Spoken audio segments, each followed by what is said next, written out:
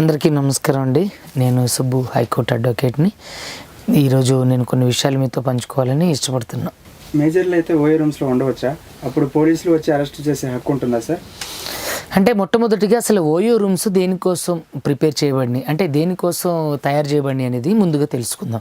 మొట్టమొదటిగా OYO rooms అనేవి ఎందుకు ప్రిపేర్ చేయబడినాయి అంటే ఎందుకు అవి ఆ యాప్ తయారు చేయబడి ఆ సంస్థ ఎందుకు పనిచేస్తుందంటే, కొంతమంది వ్యక్తులు వాళ్ళు విద్యార్థులు కానివ్వండి, ఉద్యోగస్తులు కానివ్వండి, వ్యాపారవేత్తలు కానివ్వండి, ఇంకెవరైనా సరే ఒక ప్రదేశం నుంచి ఇంకొక ప్రదేశానికి వెళ్ళిన తర్వాత అక్కడ ఎవరైనా చుట్టాలు కానివ్వండి, రిలేషన్స్, బంధువులు ఎవరు లేనప్పుడు అంటే డైరెక్ట్గా లాడ్జెస్ తర్వాత డార్మిటరీ రూమ్స్ తీసుకొని ఉండడం కంటే కూడా అంటే హైలీ ఎక్స్పెన్సివ్ చెప్పడం వల్ల దాన్ని ఏం చేశారంటే ఓయో వాళ్ళు వాళ్ళ పరిధిలోకి తీసుకొని తక్కువ అమౌంట్కి మంచి సౌకర్యవంతమైనటువంటి డిలక్స్ రూమ్స్ని అందించడం వాళ్ళ సంస్థ యొక్క ముఖ్య ఉద్దేశం.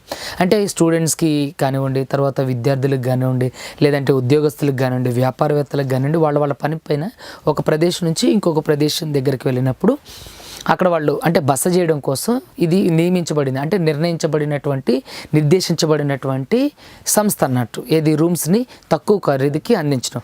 అయితే ఇక్కడున్న యువత ఏం చేస్తున్నారంటే 18 సంవత్సరాల నుంచి 30 సంవత్సరాల లోపు ఉన్న యువత దాదాపుగా 60 నుంచి 70% వరకు వీళ్ళే ఓయో రూమ్స్ బుక్ చేయడం జరుగుతుంది.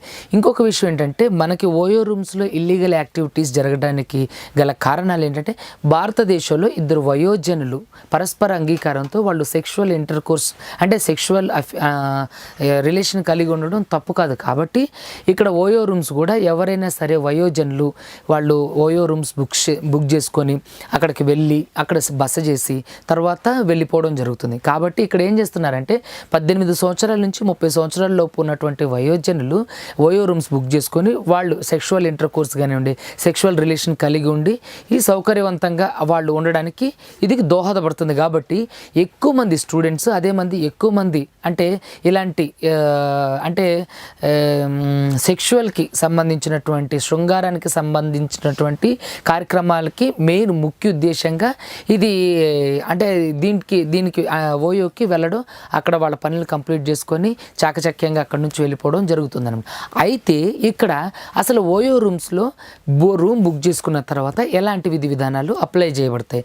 మొట్టమొదటిగా ఒక వ్యక్తి ఒక ప్రాంతానికి సంబంధించిన వ్యక్తి వేరే ఒక ప్రాంతం లేదంటే ఒక స్టేట్కి సంబంధించిన వ్యక్తి వేరే స్టేట్కి వెళ్ళినప్పుడు అతను ఓయో రూమ్ బుక్ చేసుకున్న తర్వాత సంబంధిత హోటల్లో తనకి నచ్చిన రూమ్ సెలెక్ట్ చేసుకుని బుక్ చేసుకున్న తర్వాత ఆ సంబంధిత హోటల్కి వెళ్ళి లేదంటే ఆ సంబంధిత లాడ్జ్కి వెళ్ళి తను ఐడి ప్రూఫ్స్ ఇచ్చి తర్వాత ఎన్ని రోజుల నుంచి ఎన్ని రోజుల వరకు ఉంటుండు అని చెప్పేసి ఎంట్రీ బుక్లో రిజిస్టర్ చేసుకుని తన సైన్ తీసుకొని తన ఆధార్ కార్డ్ జిరాక్స్ దానికి యాడ్ చేసి ఏ తారీఖు నుంచి ఏ తారీఖు వరకు తను ఉంటుండు లేదంటే ఒకరోజే ఉంటే తన డీటెయిల్స్ అన్నీ అక్కడ పొందుపరచాలన్నట్టు.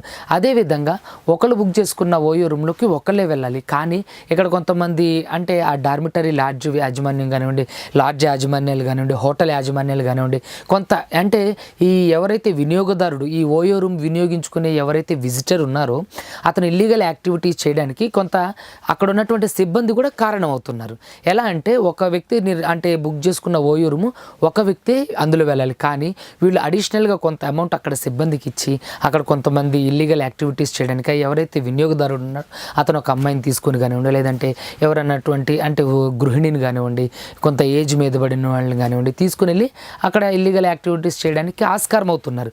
కాబట్టి ఇలాంటి విషయాల్లో ఓయో రూమ్ సిబ్బంది యొక్క యాజమాన్యం యొక్క పనితీరే ఇక్కడ ఎక్కువ క్రైమ్స్ జరగడానికి అవకాశం ఉంది.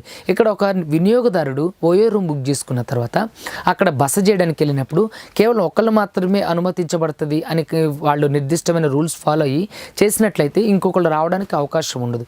కాబట్టి ఇది అందరూ గుర్తుంచుకోండి.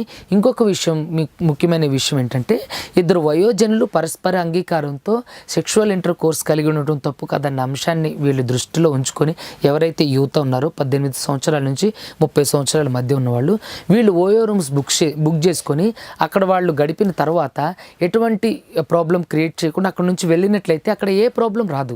కానీ ఇక్కడ నుంచి అక్కడికి వెళ్ళిన తర్వాత అక్కడ అబ్బాయి నుంచి అమ్మాయికి కానివ్వండి, అమ్మాయి నుంచి అబ్బాయికి కానివ్వండి, ఇక్కడ అంటే ఫోర్స్ఫుల్ సెక్స్ ఇంటర్ కోర్స్ జరిగినప్పుడు వాళ్ళు వెళ్ళి పోలీస్ కంప్లైంట్ ఇచ్చినప్పుడు అది అఫెన్స్గా చిత్రీకరించబడుతుంది. కాబట్టి అక్కడ కేసులు నమోదు చేయడం, సివిల్ ఆర్ క్రిమినల్ కేసులు నమోదు చేసి వారిపైన చర్యలు తీసుకోవడం జరుగుతుంది. కాబట్టి మీరందరూ గమనించండి, ఓయో రూమ్కి ఇద్దరు వయోజనులు వెళ్ళి ఎటువంటి అక్కడ సమస్య క్రియేట్ చేయకుండా వాళ్ళు వెళ్ళిన పని కంప్లీట్ చేసుకొని వచ్చినంత వరకు ఏ ప్రాబ్లం ఉండదండి.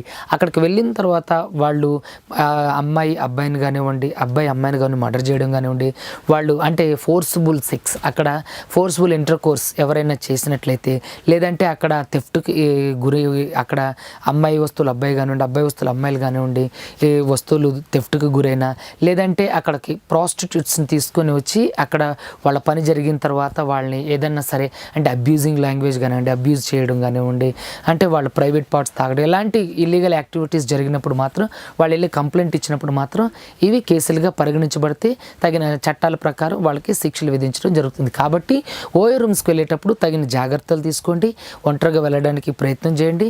మీరు కేవలం ఒక ప్రదేశం నుంచి వేరే ప్రదేశానికి వెళ్ళినప్పుడు అక్కడ ఎవరు మీకు తెలియని వ్యక్తులు ఉన్నప్పుడు తప్పనిసరి పరిస్థితుల్లో ఓయో రూమ్ తీసుకుని తగు జాగ్రత్తలతో మీ డీటెయిల్స్ అన్నీ అక్కడ ఇచ్చి జాగ్రత్తగా తిరిగి రావడానికి మాత్రమే ప్రయత్నించండి. ఇవన్నీ అంటే ఇన్స్ట్రక్షన్స్ ఫాలో అయినట్లయితే ఎటువంటి కేసులు మీ మీద బుక్ కావడం. ఒకవేళ మీరిద్దరూ ఈ పరస్పర అంగీకారంతో వెళ్ళినట్లయితే మీరు అక్కడ అంటే సామరస్యమైనటువంటి వాతావరణంతో తిరిగి బయటకు రావడానికి ప్రయత్నం చేయండి.